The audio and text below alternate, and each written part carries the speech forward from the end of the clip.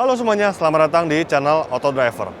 Booth Kia kali ini memang cukup menyita perhatian publik selain mereka menghadirkan beberapa model seperti Carens, lalu juga EV6, Niro, Sportage.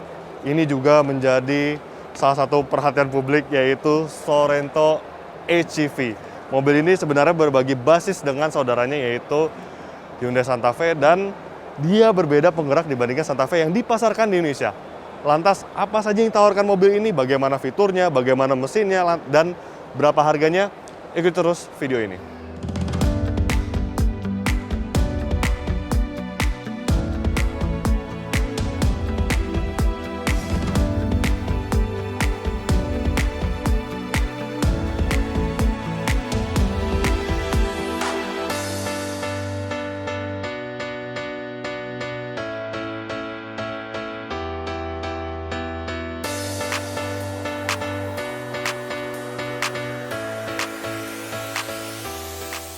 Gias 2022 berlangsung pada tanggal 11 sampai 21 Agustus 2022 di ICE BSD Tangerang. Tentu acara ini dihadiri oleh 25 merek mobil penumpang serta mobil komersial, 13 merek sepeda motor, dan juga ratusan brand dari industri pendukung. Acara ini juga ada beberapa model mobil yang launching, teknologi terbaru otomotif, serta beberapa mobil konsep yang dipamerkan. Dan yang ada berbeda dibandingkan tahun-tahun sebelumnya yaitu EV Test Track atau Indoor Test Area khusus untuk mobil listrik. Dan untuk pembelian tiket, Anda bisa langsung ke website atau aplikasi Auto360. Oke, mobil ini dijual dengan harga 968 juta rupiah dan hanya ada satu varian yaitu Sorento HEV seperti ini. Dia sebenarnya mirip-mirip dengan Kia Grand Carnival yang hanya tersedia satu varian. Karena dia berbagi basis dengan Hyundai Santa Fe, maka mungkin Kia harus memikirkan bagaimana caranya tampil berbeda dengan Santa Fe. Nah, di Sorento ini makanya dia hadir dengan mode HEV. Padahal di Korea Selatan dia hadir dengan versi mesin bensin biasa, versi mesin diesel, dan juga versi hybrid seperti yang ada di sebelah saya ini. Hyundai Santa Fe itu memang desainnya keren. Tapi ketika Kia Sorento hadir di Indonesia itu rasanya lebih keren lagi. Karena memang Sorento itu sebenarnya belum diluncurkan di Indonesia sebelumnya. Dan dilihat di bagian depannya, ini benar-benar bahasa desain Kia terbaru yaitu Tiger Nose. Ini sebenarnya mirip dengan Kia Grand Carnival. Dan ketika di aplikasi di mobil ini rasanya itu sebuah SUV yang macho, sebuah SUV yang maskulin. Lihat dari bagian depannya lampunya ini dia ada 3 bagian seperti ini. Lalu di sini ada daytime running light-nya dan grillnya berwarna hitam seperti ini yang solid. Dia benar-benar sebuah SUV yang maskulin. Lalu untuk bagian sini terdapat sebuah kamera yang tentu berfungsi sebagai cita 360 derajat atau kamera 360. Lanjut kita ke bagian bawahnya. Ini juga terdapat sebuah radar seperti ini. Tentu itu adalah gunanya untuk fitur radar canggih ADAS yang terdapat di Kia Sorento ini. Untuk mesinnya, ini yang menarik. Dia sebenarnya untuk mesin bensinnya ini kapasitasnya cukup kecil, 1600 cc 4 silinder.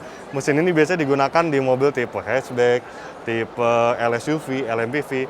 Tetapi bukan mesin konvensional yang menggerakkan mobilnya karena dia juga bergabung dengan motor listrik yang mampu menghasilkan tenaga 59 horsepower sehingga keseluruhan tenaganya itu menjadi 230 horsepower serta torsi 350 Nm.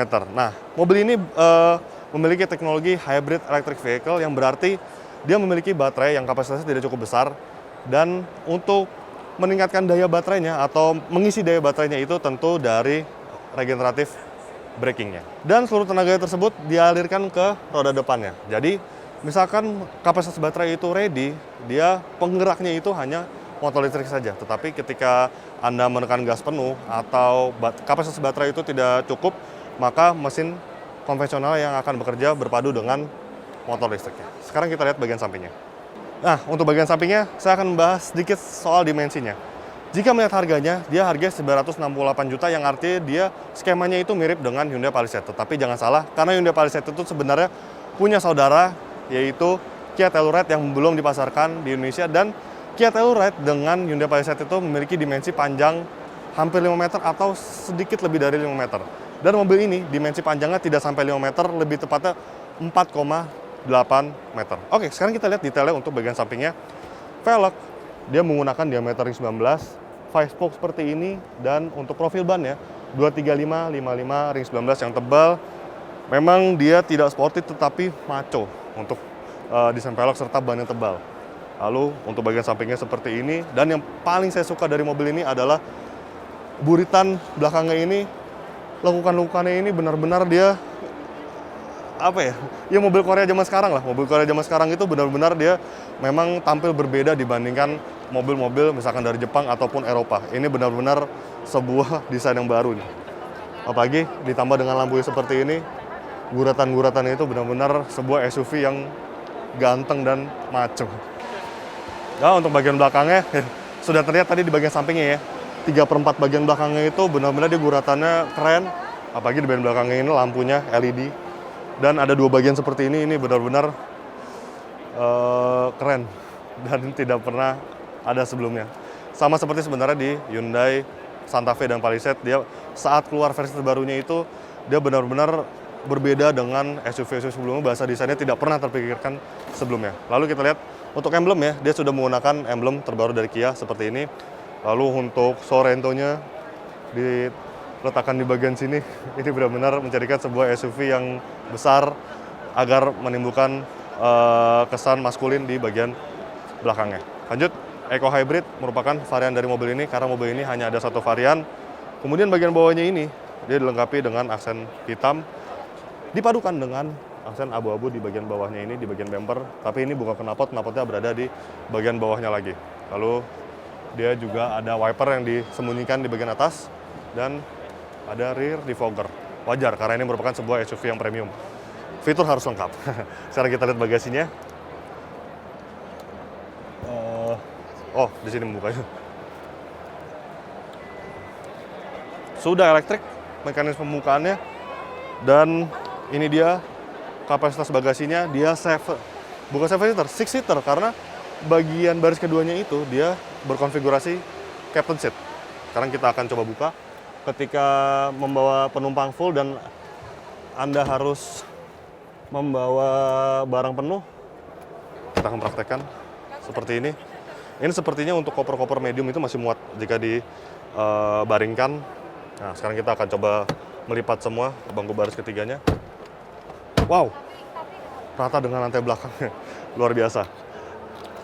Kemudian kita lihat untuk bagian bawahnya, ini terdapat toolkit. Dan ini sepertinya baterai ya. Apa ini? Tidak bisa dibuka untuk bagian sininya.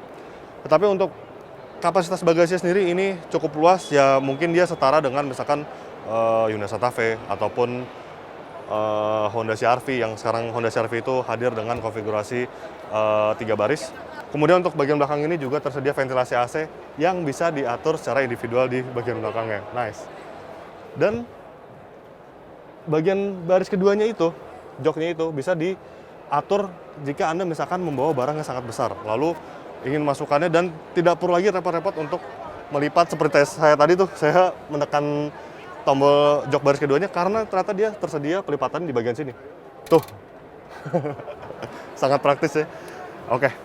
Lalu juga dia dilengkapi dengan soket 12 volt. Jadi ketika mungkin Anda camping atau misalkan membutuhkan daya listrik dari mobil ini, Anda tinggal mencolok ke soket 12 voltnya saja. Sekarang kita lihat bagian dalamnya.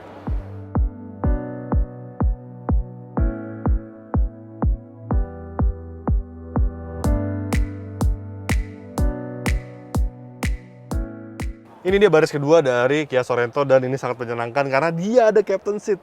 Lalu ada armrestnya. Duduk seperti ini, ada atap panoramiknya, benar-benar itu kesannya mewah ya. Rasanya tuh saya seketika jadi seorang eksekutif gitu. Berada di kabin di Kia Sorento ini. Lanjut, untuk captain seat sendiri ini cukup leluasa untuk pengaturannya. Ini sudah saya atur, ini tinggi saya 177 cm dan ini ruang kaki yang dihasilkan ini sangat lega. Begitu pula dengan headroom, ini masih sangat lapang. Tidak ada masalah jika misalkan untuk tirai atap panoramiknya ditutup karena rasanya ini masih sangat luas. Apalagi mobil ini dilengkapi dengan tirai samping. Dia akan menjaga privasi Anda ketika berada di baris kedua ya. Nice. Kemudian door trimnya juga keren. Ini mengingatkan saya kepada milik Kia Grand Carnival sebenarnya. Desainnya masih mirip-mirip. Lalu untuk materialnya ini solid, benar-benar solid. Tuh, tidak ada plastik keras sama sekali. Ini soft touch semua. Lalu speaker sudah dari Bose aftermarket. Jadi itu salah satu fitur yang saya sebutkan sebelumnya. Mobil ini fitur sangat lengkap, salah satunya ini speaker Bose. Kemudian untuk bagian tengah ini dia ada ventilasi AC, tetapi memang uniknya dia tidak bisa diatur secara individual untuk baris keduanya ini, melainkan untuk mengatur yang bisa itu di baris ketiganya. Kemudian ada lagi nih USB slot di bagian joknya, jadi ketika Anda mengisi gadget, Anda tidak perlu rebutan dengan penumpang yang ada di baris depan. Plus, ketika Anda berada di kiri, jok depan ini kurang maju, nah ini bisa diatur. Keren sekali mobil ini nih. Jadi Anda tidak perlu merepotkan supir Anda, tidak perlu lagi berlari ke bagian kiri, mengatur jok. Anda tidak tinggal menekan tombol yang ada di bagian sini. Nice. Nah, masih kurang dengan pengisian daya, ada lagi di bagian bawahnya ini. Ini ada slot USB dan ada slot 12 volt. Dengan tinggi saya yang 177 cm, saya sudah mencoba untuk duduk di baris ketiganya dan Anda bisa lihat footage berikut ini.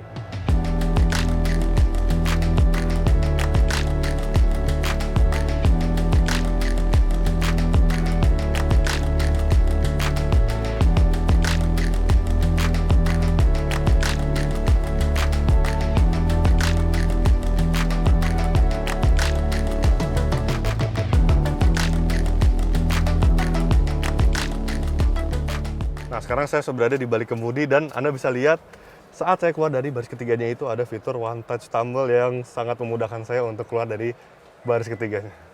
Mantap. Ya, di balik lingkar kemudinya ini memang auranya itu dia tidak sefuturistik milik Kia Grand Carnival. Karena di Kia Grand Carnival itu layar instrument clusternya dibuat menyatu dengan head unitnya. Rasanya itu seperti berada di sebuah mobil Mercedes-Benz sebenarnya. Tapi di mobil ini masih cukup kental aura mewahnya karena dia dilengkapi dengan instrumen cluster digital yang sangat besar, dan ini memang bahasa desain itu agak mirip Hyundai sebenarnya ya. Tapi ini juga diaplikasi di Kia-Kia lainnya, khususnya di Kia Grand Carnival dia sama seperti ini. Nah, untungnya saya sudah memegang kuncinya. Ini dia kuncinya. Dan untuk kuncinya sendiri dia sudah dilengkapi dengan beberapa fitur termasuk ini. Remote engine start stop. Saya tidak mungkin memperagakan di sini karena ini berada di indoor area, jadi nanti saja ketika di tes jangka panjang ya. Tapi kita bisa nyalakan at least ke kontak seperti ini. Ini instrument cluster digital yang benar-benar high definition, benar-benar keren, dan tampilannya bisa dirubah sesuai drive mode yang Anda pilih. Eco dia seperti ini, Sport dia berubah tampilannya, dan Smart dia juga berubah tampilannya. Nice. Untuk head unitnya, dia sama seperti model Kia lainnya, termasuk fitur-fiturnya. Ada beberapa fitur konektivitas. Ini dia, ada Apple CarPlay dan juga Android Auto, dan dia ada display dari hybridnya. Nah, hybrid ready, dan ada fuel ekonominya di sini. Ini karena mobilnya tidak digerakkan, jadi dia boros 34,9. Ini jangan dilihat untuk bagian ininya karena mobilnya tidak digunakan sama sekali, tapi at least dia ada sistem display sistem dari hybridnya. Jadi ketika mobil ini baterainya terisi penuh, dia tulisannya seperti ini, hybrid ready, dan mobil ini siap bergerak dengan motor listrik saja, tidak mesin konvensional tidak bekerja. Kemudian untuk pengaturan AC dia sudah digital, sudah dual zone. Kita nyalakan dulu, tapi sebenarnya tidak nyala, cuman angin saja yang keluar.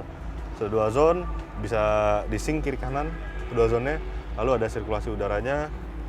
Nah, yang menarik, di balik dari dua buah kisi-kisi AC ini, di bawah ada lagi nih, seperti itu. Ini menarik sekali, dan tidak hanya di tengah, di bagian kiri kanannya juga ada dua buah, atas dan bawah. Kemudian kita ke bagian bawah lagi, ini ada tempat penyimpanan yang cukup luas. Tinggal dibuka seperti ini, dan dia tidak hanya berfungsi sebagai tempat penyimpanan, tetapi juga dia ada wireless charging. Jadi ketika smartphone Anda sudah support wireless charging, tinggal meletakkan di bagian sini. Bisa. Kemudian untuk pengisian daya, dia ada 3 buah pengisian daya di sini, 3 buah USB slot, dan salah satunya berfungsi sebagai koneksi Apple CarPlay. Tetapi Apple CarPlay ini dia sebenarnya bisa difungsikan secara nirkabel, tidak menggunakan kabel lagi. Lalu untuk bagian sini ada pemanas dan pendingin jok.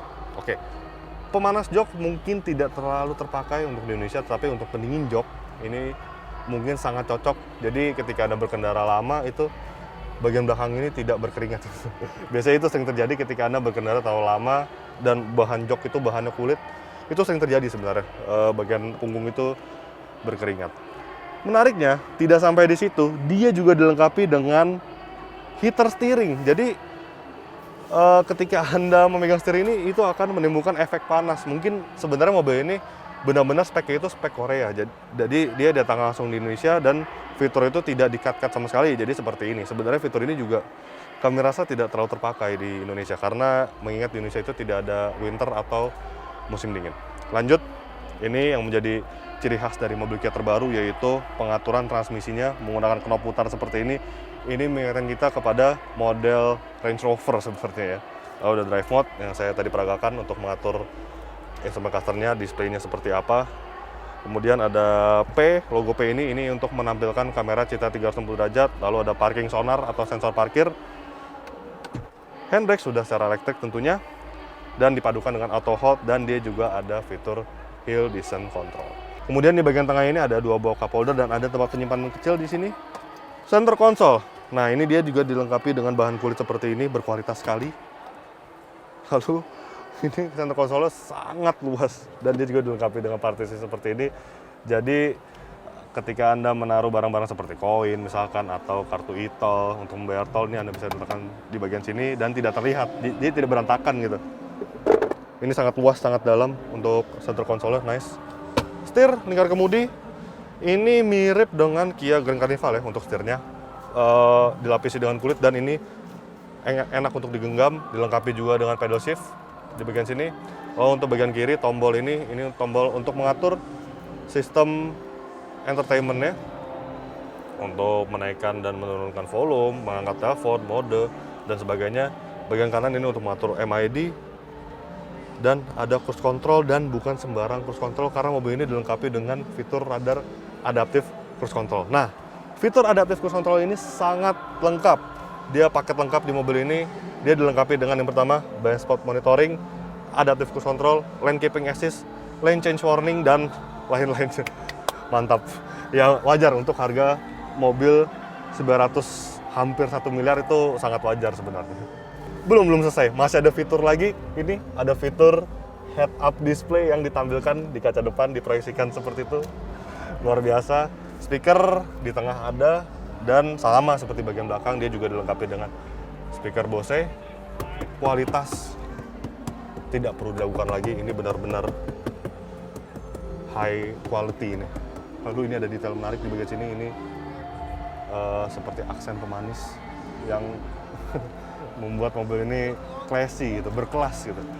Kemudian di bagian bawah dari sini, ini ada ambient light-nya. Benar-benar detail yang luar biasa dari mobil ini. Dan tidak hanya di situ, ambient light-nya juga ada di bagian sini. Ini seperti Kia Grand Carnival, ada corak-corak ya, bukan yang ambient light yang berada di bagian sini misalkan, tapi dia seperti corak-corak seperti ini. Dan lanjut, untuk posisi berkendara ini sangat menyenangkan karena dia bisa diatur secara leluasa, baik teleskopik maupun tiltnya. Lalu untuk pengaturan jok, dia bisa diatur secara elektris, maju mundur, tinggi rendah, lalu juga sandarannya tentu saja. Dan dia juga ada memory seat untuk bagian jok pengemudi saja, tetapi untuk bagian kiri dia tidak ada memory seat ini.